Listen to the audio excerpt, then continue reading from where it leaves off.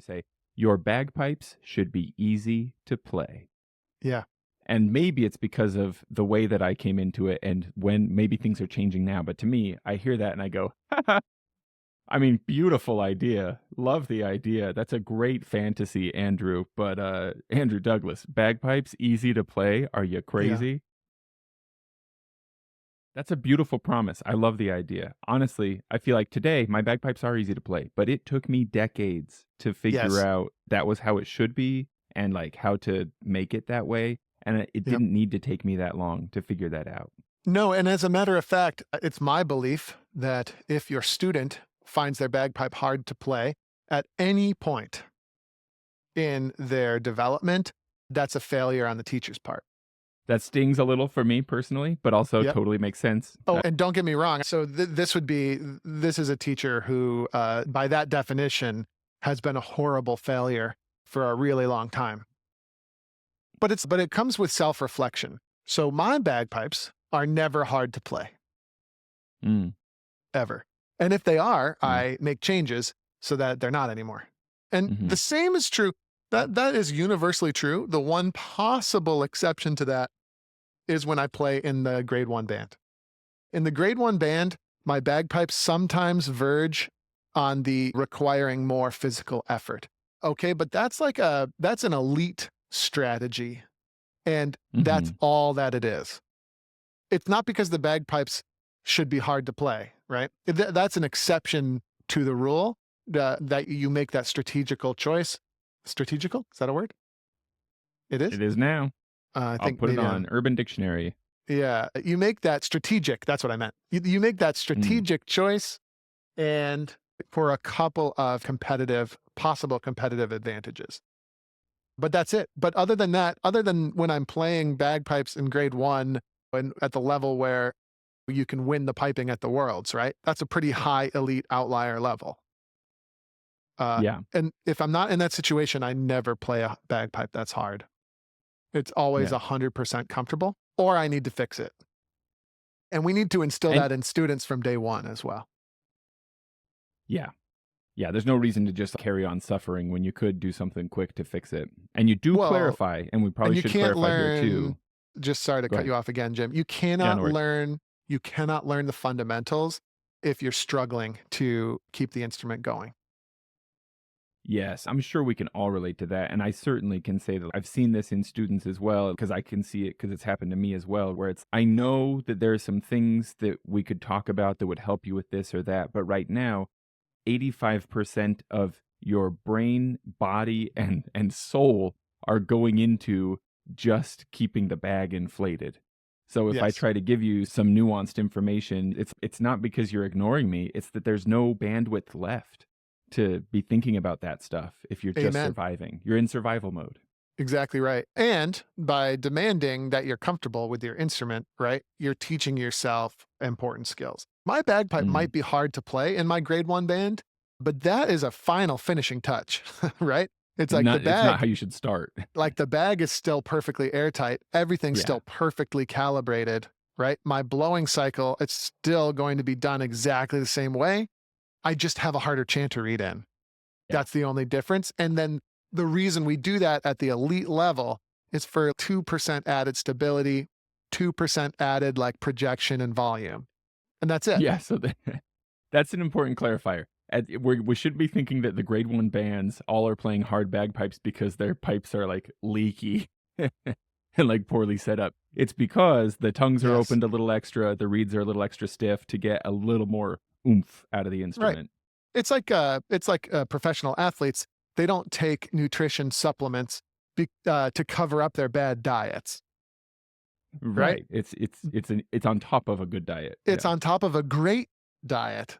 And Yeah. then they take the supplements because maybe it gives them the 1% placebo effect that can impact their performance. You know what I'm saying? And it's the same. The- It's the same. and I love that it just makes me laugh when I think about my own mentality. I'm absolutely the kind of person who would then be like, whatever supplement this Major League Baseball pitcher is taking, I'm going to buy that supplement and take it myself without changing anything about my day-to-day diet. Exactly. Exactly. And just figure that's what's going to make me into them.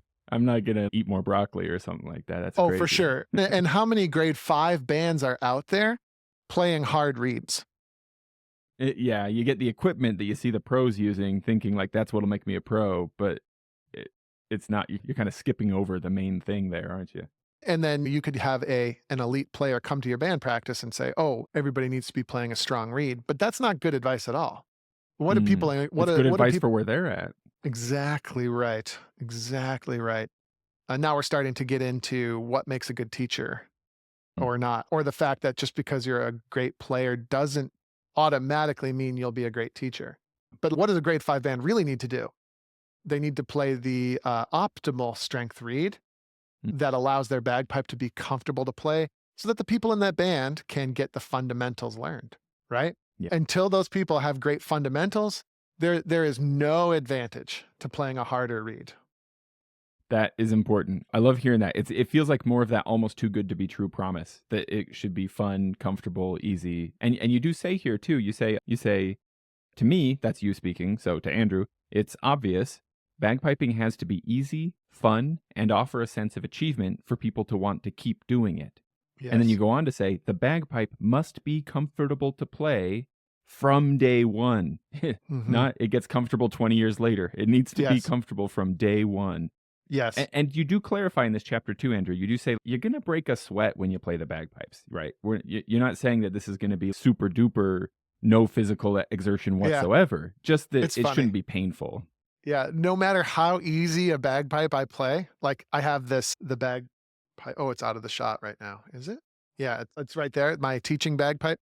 I see it Uh, peeking in. Yeah. Yeah, it's so easy to play. The read is so easy because sometimes when you're teaching someone to play, you could give them that as an example, and it's just very easy. It requires no effort, but I still sweat like a pig when I You've just got do like pigs a sweat? I don't know, but I still sweat like crazy when I play that thing. It's craziness. I don't know what it is. It just turns on the sweat valves for me. And yeah, you it's have like an autobiological response to the bagpipes now at this point. You just get close to one and it's like a Pavlovian sweat response. Yeah. instead of your mouth watering, you just get Yeah. sweaty. So it's like, oh, my body's like, oh, bagpipes. I start just sweating immediately. And then this is just to keep us totally focused on the task at hand. The sweat starts immediately. And then within about 2 to 3 minutes, let's just say there is another bodily function that has to be taken Of care course. of immediately for no reason at all. It's just, Yeah. oh, there we go. All right. Yeah, You exactly. you've learned that your body somehow knows, like, when I'm doing this, it means I'm about to, like, be, playing for a funeral or performing or something, and so, I just need to, Yeah. clean It's things up and weird. get ready for the long haul. I almost wonder if it's like, what's the thing in your brain that does the fight or flight? I think starting to Uh, play the bagpipes for whatever reason just suddenly boosts the adrenaline. And so you get the sweat and all the other fun stuff. oh, sure, yeah, yeah. It's very similar Um, to when you're about to do a CrossFit workout. It's the same. Your body's like, uh oh. But I don't know. It's weird though. hmm. Pipers, hit us in the comments if you experience Yeah. anything Tell us similar. yeah, in detail, tell us all about it. All right, But Jim, what were we even talking about? We should get restarted painstakingly. I wanna know if you, Andrew, would wear your bagpipes to space. What? Yeah, What does that mean? yeah, exactly. Would you wear your bagpipe in outer space? That's something I said a long time ago at a tuning clinic, and it's just stuck. But it's if you were going on a spacewalk out in outer space where there's no air, how much air leakage out of your suit would be acceptable to you? Right. None, please. Like what? No, seriously though, give me a number. Is it cool? Like maybe like 10% air leakage. You still get to keep 10 90%.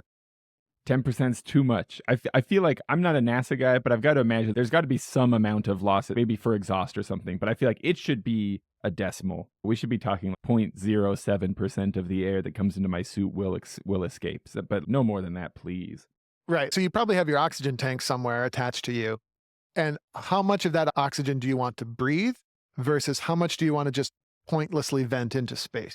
And then you probably have your task to do out there in outer space on your spacewalk. You have some sort of task you have to accomplish. How hard do you want it? But just going back to the previous point, How hard do you want it to be to breathe while you're doing that? Right. As if a spacewalk wouldn't be stressful enough already. That's my point. Exactly. Yeah. So it ends up to be a great analogy. So would you wear your bagpipes to outer space? That means we need to set up our instrument so that how much air is wasted? How much air are we willing to waste when we play our bagpipes? I say none. None. That is the ideal that we're shooting for at all times. Just like you would if you're setting up your spacesuit, we need to set up our bagpipes so that no air is wasted. Okay, Mm. now, air is going to leave because it must leave through the reeds in order to make a sound. But how much do we want to leave through the reeds? And the answer is the absolute minimum. And you do mention here too, if anybody doesn't already have a copy of the book is a gift that keeps on giving because in this section here, you mentioned that one can register their book online in order to get yet more information about this vital passive skill of bagpipe maintenance, setting it up so Yeah. that it is airtight, etc. Yeah. And the reason we call it a passive skill is because you're not worried about maintenance while you are playing. We want to worry about maintenance before we play. So we want to get the bag airtight and the joints airtight, reed seats airtight. And then we want to make sure our reeds are calibrated properly. That we're going to do all that ahead of time. And then during an actual performance or once we're rocking and rolling, we're not going to be worried about that skill. So that's why we call it passive. The active skills are all the other stuff, finger work, Yeah.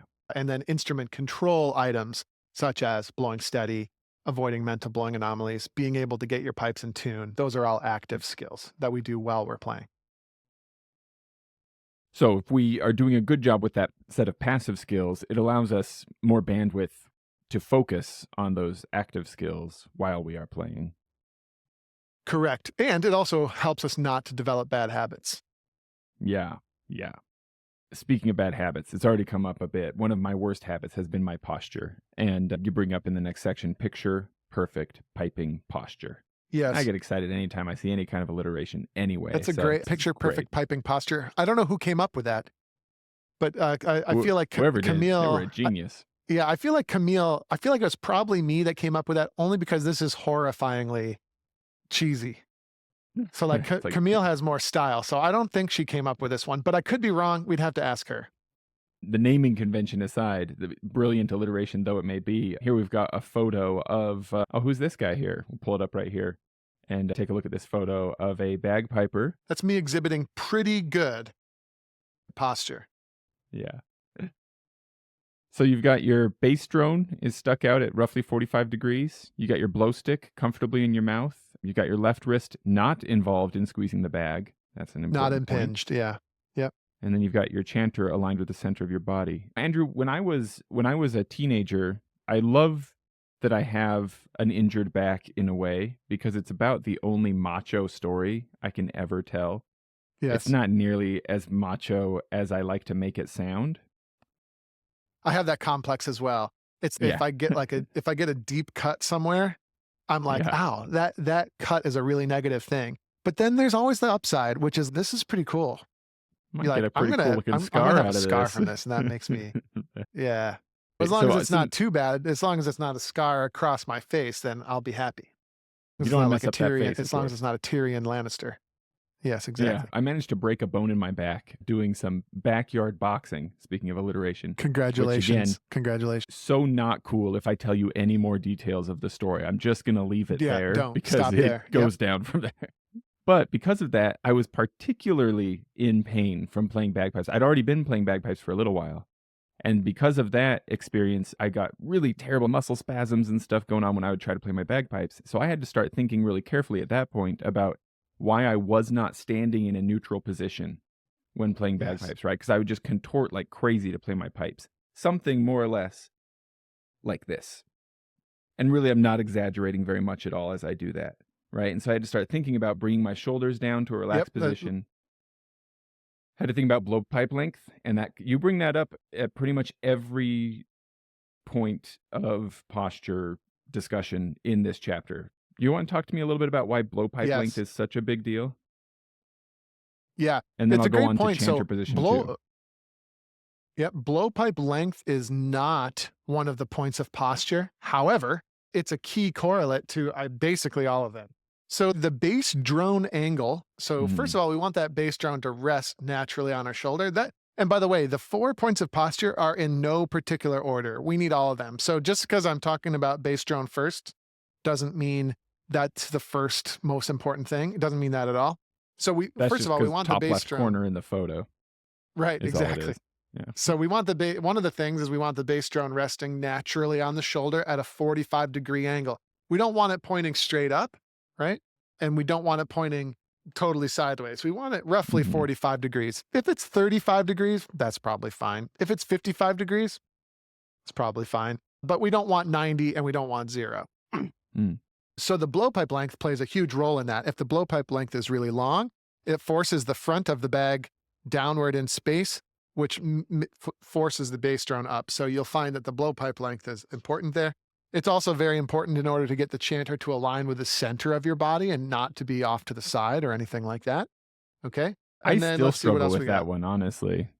My chanter, I used to play very much, really speaking of a 45-degree angle, really about 45 degrees across my chest and belly. And Yeah. By the and way, I do do that better again. with it Look now. at just hold it in that position. Look at the angle of your right wrist when you do that. Yeah. Yeah. Oh, yeah. So bend your wrist like that and now wiggle your fingers. Yeah. It's super, super not comfortable and inefficient, right? And you wouldn't be able to Mhm. do it very long without cramping up. What position does your wrist need to be? It needs to be just normal position where your fingers have full dexterity. Even on your right Mhm. hand, and that's even more of a problem on the left hand. We want a natural wrist angle and we want the forearm muscles here not to be impinged. So, Jim, go ahead and just grab your left arm like this with your right hand. Just grab it really tight, Yeah. pressing into this part, the soft part. Mhm. Now wiggle your fingers. Yeah. How's that feel? Feels terrible, right? So that's the Terrible, yeah. bag. That's the bag pushing against your forearm. Okay, now do that. Hold it really tight. And then now do what most bagpipers do if they're not corrected, which is bend your wrist backwards at an angle like this now. Right. Okay, now wiggle There your fingers. that hurts How before I even many start wiggling my Yeah, fingers. exactly. How many Crunlewis can you do at the end of your P-Brock when you're in Yeah. this position? Forget those, man. My F You can't doublings do don't it. even have a chance. Now, how many bagpipers have years and years of ingrained posture like that? Yeah. Okay. Well, It's I'm no one, that's for wonder, sure, yeah. it's no wonder you can't make any Crunlewis at the end of your P-Brock, meaning you can't take any prizes in your grade 4 competition, meaning you're wondering why you do this anymore, meaning you're probably going to quit sometime soon. Mhm. And there it is. That's just a posture thing. That's something we can learn before we even open up any reeds on our pipes. Yeah. Yeah, it's so fundamental, and I don't know, tell me if do you think there's value to this, Andrew, because I do feel like, obviously, what we want is to have informed instruction so that everybody, as they're learning, have they'll have excellent posture from the beginning. However, there probably will be at least small tweaks, in some cases, big changes to be made after by the piper themselves after they've been playing for long enough to get more of a feel of how things are going. And based on that kind of line of thinking, all of us, no matter how long we've been playing, we should not be thinking to ourselves, oh, bagpiping posture, I've been playing for 20 years. I'll skip this chapter, right?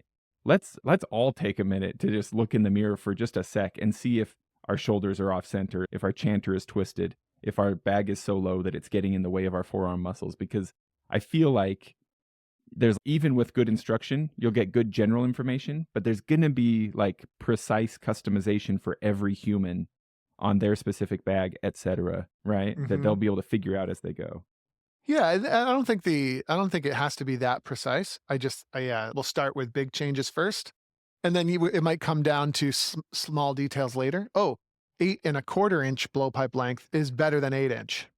And Mhm. you'll discover that maybe you can discover that later, maybe just to get that final extra mile. But yeah, got to start with the big things first.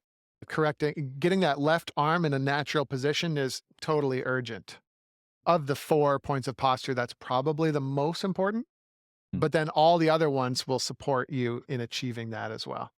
So we want the natural arm angles at all times. Otherwise, none of the work you do on the practice chanter is going to translate. Yeah. I really like that you present this as you say the bagpipe should fit your body. You should not try to fit your body to your bagpipe. Amen. I, Exactly I right. like thinking that way because then I think, okay, if I'm not holding my bagpipes, how do I stand? And then I go, now how do I get my bagpipes to fit into that? Yes. Exactly Instead of right. being like, I gotta climb in, climb into my bagpipes here. Yes, exactly right. Exactly right. And by the way, I think women anatomically have different upper body shape than men, right? So that all has to be adjusted for. And everyone's a little bit different. And so we need to find that ideal posture, regardless of our body shape, where the bagpipe naturally fits our frame. It's different hmm for me than it's different for me than it is for you, Jim, right? We're going to have different hmm configurations, but the concept is identical. And just while we're on the topic, those 4 points of posture come from that golden rule that you mentioned. Ah, yes. The golden rule is the bagpipe needs to fit us and not vice versa. I'm really trying hard to hold back on another. Here's one more reason to think that the Piper's Dojo is a cult. We also have a golden rule over here. That sounds, We have many golden rules. That's yeah, not lots of actually golden the rules. golden rule. Not Yeah. capital T, capital G, the golden rule. It's just a golden rule. Yeah. Cults are just extreme, unrefined mainstream religions. But Yep, maybe that's a topic for another show. maybe. Do we feel good about posture, or should we dig more into a couple of these points? What do you think? Let's finish the chapter with broad strokes because we could do a whole another hour on posture. Okay. Then I want to say to you what some people might be thinking as they read this, because I'm reading from the book here. You say, now you may be thinking, but Andrew, I've seen, insert famous Piper's name here. They don't do insert non negotiable thing that I've talked about in the book so far, here. Um, sure, right? I mean, not to rag on him, Matt McIsaac, my favorite bagpiper in the world, if I had to pick just one. So good. He's amazing. But he does have some weird things going on, right? Like we've But talked yeah, about that Jim, you're before. you're terrible with the butts. Yeah. Well, and But it was cool. It was cool. We mentioned this a long time ago on one of the podcasts, and it was cool yeah. to see Matt McIsaac, comment in, kind of like maybe alluding to some of the stuff we've already talked about. Like, man, it would be cool if I had learned that at an earlier stage. But now, Mhm. he's in the habit, and he has this thing that he does. And yeah, you're gonna find exceptions to all of this stuff out there. Like there are Yeah. golfers out there that have non-conventional swings, although they're very now as the level field gets better and better, that's more and more rare. Mhm. Is Spud Webb in the NBA Hall of Fame? I'm not quite sure, but he was a great professional basketball player who could dunk, who was only like 5'2". However, Yes. you're gonna Spud Webb is who you're came gonna to my find mind as well, yeah. yeah. However, you're gonna find that 99 times out of 100, you would much prefer to be 6'7" than 5'2" if you're gonna play Mhm. competitive basketball, right? Yeah. So these are the basic guidelines, and these are the principles that we need to employ when we're learning, if at all possible. I Mhm. think Mhm. going into the future, as a matter of fact, it would be really interesting now that 20 years have passed. It would be really interesting to look at the players in the silver medal at Oban and Inverness and see how many of them have picture perfect piping posture compared to 20 years ago. And I think what Yeah, you'll yeah. find is over time, the average is going to be more and more perfection of posture as the standard goes up and up. Yeah, yeah. So to be clear, not that I think Matt McIsaac would take advice from me anyway. Matt McIsaac, please don't change anything. Whatever you're doing obviously is working, and I love to listen to you play, so please don't change a thing. Good. I Yeah, think it's good that you did that, Jim. Good job. just wanna make really clear. But then we have We're not, 4 sound oh, sorry, go ahead. I just want to say we're two good guys, me and you. We're We're the not out best there. guys, Andrew. We're not out there. We're the best We're 2 not out there. guys. We're not out there trying to offend Lincoln Hilton, all the judges in the world, and Matt McIsaac in the same show. It just sometimes happens by accident. And I'm genuine in my just adoring admiration of these people. This is why they come to mind. Spud Webb too. If anybody wants like some really to have your mind blown, watch Spud Webb dunk in like slightly slow motion. You'd swear the guy's flying. He just keeps going up. It Yeah. just keeps going. Spudweb, if you're out there, please don't take offense to Please, today's show. Spudweb, I love you. I had several of your basketball cards when I was a kid. Please don't.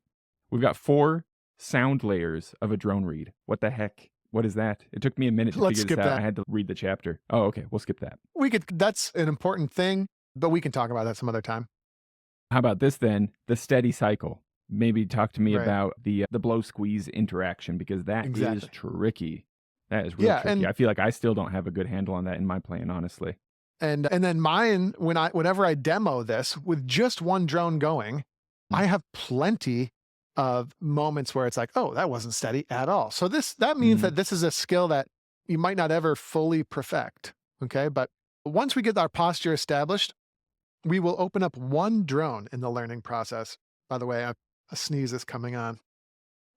It could happen at any moment. Usually when you're oh, I missed the mute button You too. There you missed the go. button. Well, I was trying to mute. Okay. So now we're going to open up just one drone. Okay. And with that one drone open, now we can focus specifically on the physical steady blowing cycle. We want to blow in. We want to transition from blowing to squeezing. Then we want to squeeze for a while. And then we want to transition back from squeezing to blowing again. So that's like a 4-step process. It requires a lot of crossfading to keep everything smooth. And that is the basic skill of physical steady blowing, which we can now start to think about at this juncture. We're not doing any finger work, no nothing. We're just working on that skill. And yeah, that's a tough one, something that you want to do, and something that basically anybody can do at this stage. You can do it even if you don't have 6 tunes learned with all the embellishments, right? This could be something you integrate really quite early in the becoming a bagpiper process. I'm assuming that it's not just me that as I read this, like keeping in mind your promise that like bagpiping can be fun, that your bagpipes could be easy to play, etc. This is a pretty big one for me. Like I've been in situations before, and as I think about it, I think probably mostly in parades, maybe funerals where things went on for a long time, so I'm playing for a very long time, where I realize suddenly that like I'm like my mouth is exhausted, right? Because it almost hasn't left clamping on that blowpipe. And I Yep. realized I Sometimes your could teeth hurt almost 'cause you're absolutely using because I'm biting down on them for sure. Mhm. And I feel like I could almost even stop using my squeezing arm because I've gone into this like wild blowing mode where I'm blowing my bag so hard it's at 101%. I'm stretching the leather. And then as I gasp for air, it barely starts to contract and I'm blowing again. It's like I've lost Yeah. track of how chill I could be while playing bagpipes, right? It could be the Yes. opposite experience. My mouth could be getting a good break in between breaths. I could be breathing Yes. naturally, but I get Yes. so wound up like that, you know? Yep. So your natural blowing cadence is a key aspect of this skill, which by the Mm, way, if you just start with a chanter in and the transition to the pipes process, if you just start with the chanter in, you're never going to get that one, right? mm, The natural cadence. We want to blow and squeeze in our bag at approximately the same cadence that we would just breathe naturally. So mm. we would want to go exhale for several seconds, inhale for several seconds, exhale for several. That's what we would like when we play the bagpipes so that it's natural, so that it's not hard, so that we're not straining. And so that's something that we should practice right now at this stage. Yep. Here's one of the things that's so challenging about this, I think. It's such an intuitive thing with making sound, right? That if we're going to talk or sing, it's as we're actively pushing air that the sound comes out. Hmm. And if we Yep. look at a horn, a trumpet, any direct blow instrument, that's how it functions. And so Yes. if we've played any of those instruments, we've trained that way. And at this point, we have all been playing the practice chanter, where when you are blowing, the sound is coming out. So there's like this Yes. mental connection that goes from my brain through the bag to the chanter. And I'm still thinking I'm blowing through the chanter. And I got to shift that, like, where do I put that locus? Is that the word for it? Where do I put that Hmm. thing that is making sound come out of the chanter? It's got to stop Yes. being here. It's got to move to under my arm. Then here can relax. Is that making Yeah. sense? It's a great insight. So the bagpipe functions differently than all these other instruments that you're referring to. And that insight that you had, where I got to shift the way I think about things from coming from my mouth to coming from my arm, that's spot on, right? Really. And again, this is more of a subconscious Can we just thing. I just wanna, like I wanna, like, pause a second. I'm gonna yeah, I need to frame this moment in my Yeah, mind. Yeah. exactly. Spot Jim, this on. is good one. Good one. Ooh. So yes, exactly. So I actually think of all of the tone of my instrument as coming from my squeezing arm. And all I'm doing with my mouth is feeding my arm. So the mouth feeds my arm so that my arm can provide the constant pressure for my reed. And that actually is the way I've evolved to think about producing bagpipe tone over the years. And that's something that we want to try to instill in students as best as we can. But it's a tough thing, and probably for the reasons you mentioned. Yeah, Mm. exactly. And again, like that steady blowing, it's not as super basic as you think. It's a very difficult thing to do. So we need to learn it in that isolated situation. I don't have the time put into thinking about it or any kind of expertise to suggest that this is a legitimately important or valuable thing. Just personal experience. I feel in a lot of ways my blowing with my mouth blown pipes did improve when I started learning to play bellows blown pipes Yep, sure. because that forced me to move it away from up here, my face. No, Yes. I don't think that's necessary. I'm not saying that everybody who wants to play Highland pipes has to learn how to play bellows pipes in order to play No. Highland pipes well, just that it might be a thing that's helpful sometimes. That forces you to learn to use your arms to control the pressure. Mm. Your Mhm. mouth isn't available to you. So that's why that can be such a useful tool. So Well, we got and the physical blowing cycle happening. Now what happens next? I wanna I feel like it's important to focus on that arm just a little bit because you do bring up this thing that I think I missed with students and stuff all the Sure. time, I missed myself, was that your squeezing arm is actually always engaged. It's not that Yes. your arm turns off and Mhm. then turns back on. And you Mhm. talk about how, like, going from fully relaxed to engaged is a jerky process, it's not Yes. smooth. But going from, say, I don't know, Yeah. 12% engaged to 80% engaged, that can be smooth. Yes. Exactly. So your arm is always slightly engaged even when you're blowing in, right? Your arm is still always there, a little bit engaged. We don't want the Donald Duck thing, or we don't want to end up doing this. This is what most pipers do, is so when they're blowing in, their arm just completely comes up off the bag. We don't want that. Right. When we're blowing in, Yeah. we still want the arm is still there. It's still there. It's still feeling the bag. It's still contributing, right? Even as we're blowing in. And then as we take a breath, our breath input goes to 0. So our arm input goes to 100. But our arm input never goes to 0. Yeah. I had a funny experience just 2 weeks ago with my second child's piano class. They're learning that "What Shall We Do with a Drunken Sailor" song, Hmm. and they've got different variations in the left hand with the accompaniment. And one of the variations, they take these chords, the standard chords that they would be playing, and they're adding a grace note, which is fun, a half step below the chord on a regular beat through the song. They're going ba-da, ba-da. Does that make sense? Dun-dun, sliding up to it. A little girl in the class goes, "That doesn't sound good. I don't like that." And the teacher goes, "Oh, that's because this is supposed to mimic bagpipes." And I go, Ooh, this is another of those cases where it's mimicking bad bagpipes, right? Because it does sound like an early piper who's going arm all the way off, right? funny story. My very first competition ever with the grade 5 Mohawk Valley Fraser's Pipe Band, we played Drunken Sailor to end the Oh, medley. really? Uh, Yep. And we won. We won that. Oh, yeah. So it's definitely got a stamp of approval. But this comes up, I think we might have talked about it before too, in the Brigadoon soundtrack as well. You have this da-da, da-da, which is supposed to implicate bagpipe drones, but it only does if it's bad bagpipe drones, right? And this is how we get there, is by having our not smooth arm, not smooth blowing, right? And we're doing that. I've done it, right? Where you're playing and you do this like this regular heave thing as you're like blowing and squeezing. All right, Jim, That's what our calm drones sound down. like. It's getting too crazy here. Camille's gonna have a lot of fun taking little chunks out of this one. There've been a few moments where we're both like doing our wrist squeeze thing together. Yeah, we're gonna get in so much trouble. Let's move on, Jim. Okay. We're So going to do a little find the tuning next, stillness. right?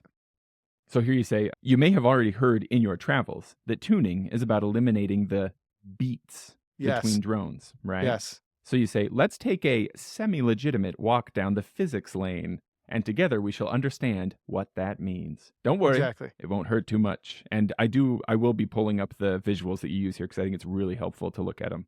It's constructive and destructive interference, I Mm, think, is what we're dealing with when we have two things that are vibrating. And if they're vibrating at the exact same rate, we're good.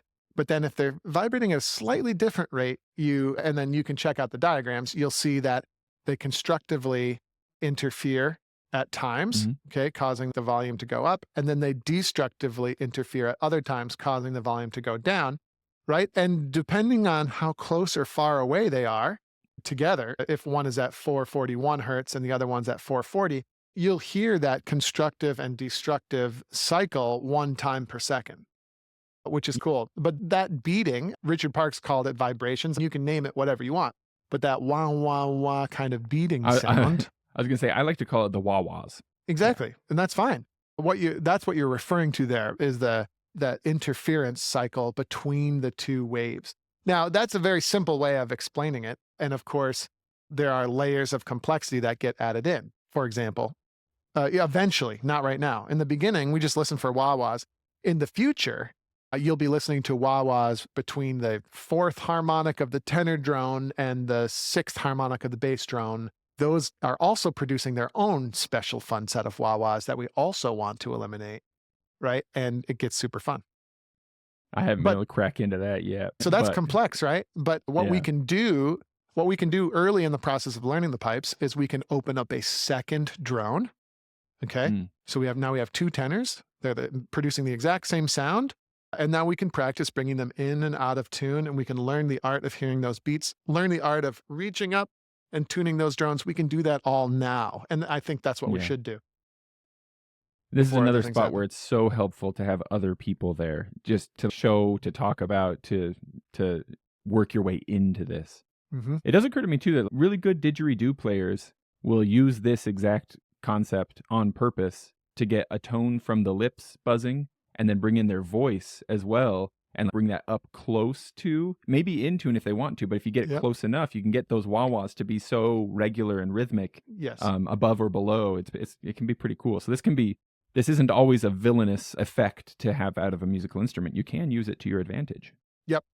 The didgeridoo and the bagpipes and a lot of these instruments, the harmonic spectrum that's produced is really interesting and can be manipulated. And Mm, then sometimes the other thing I would mention is when we play the bagpipes, typically we want the drones to be perfectly in tune. But there are lots of instances where great music can be produced by purposefully detuning things. It's all on the table. What we're doing at this stage is we're learning to control the frequencies of those drones and we're learning to bring them perfectly into tune if we want to. That's the baseline yeah. skill.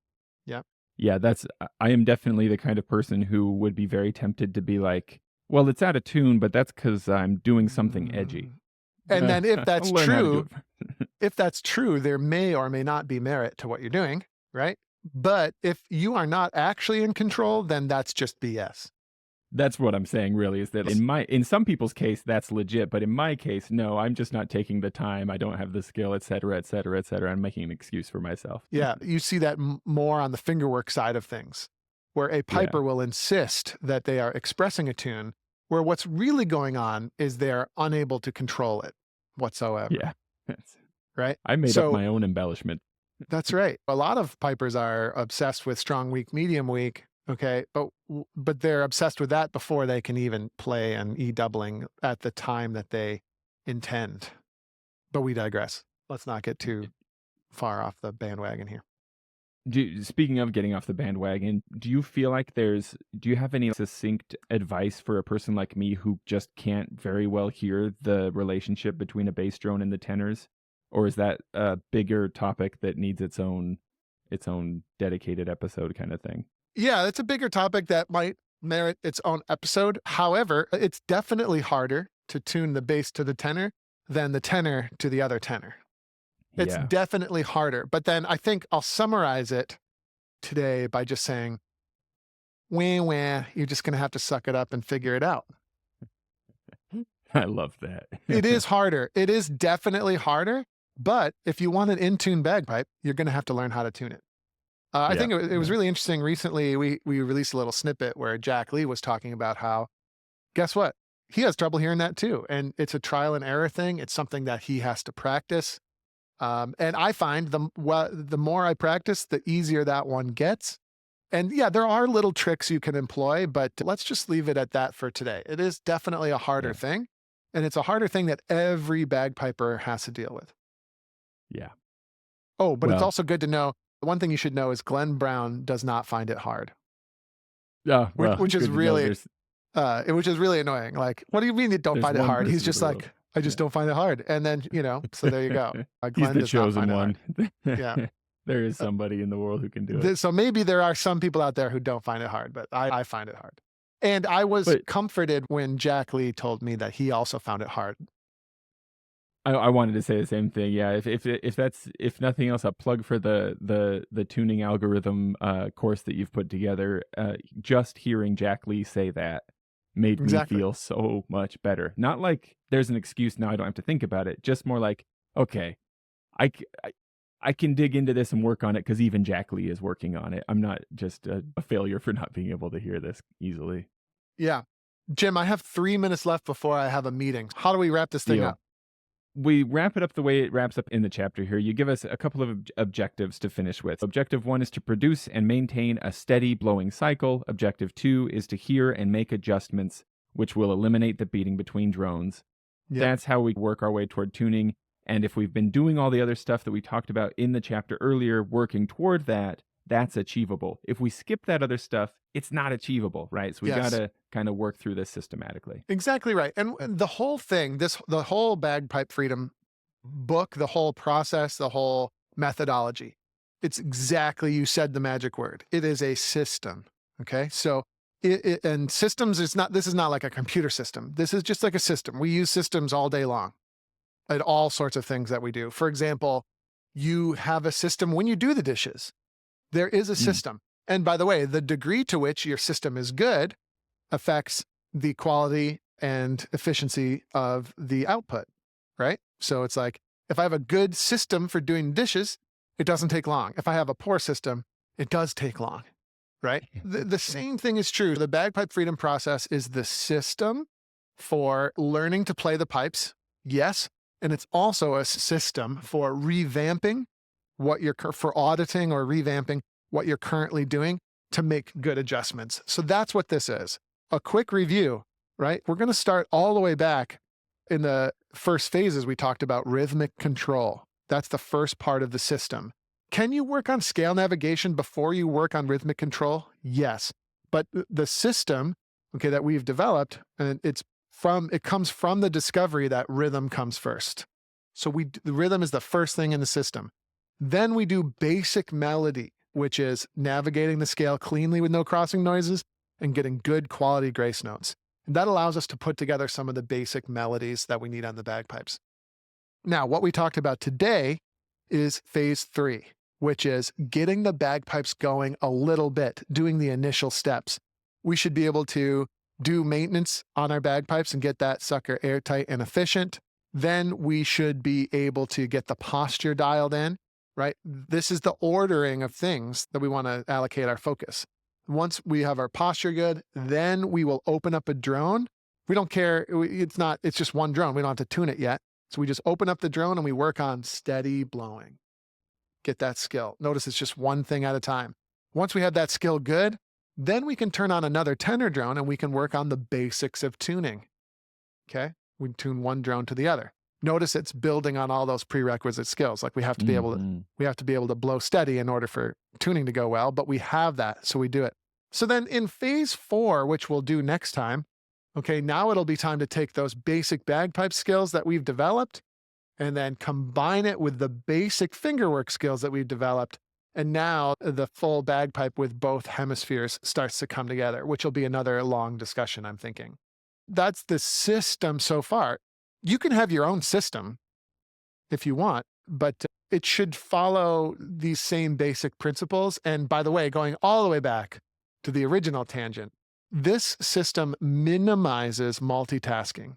Okay. And it absolutely minimizes the number of things you have to focus on at any given time, which you can see the consequences of trying to focus on multiple things by just listening to this episode today.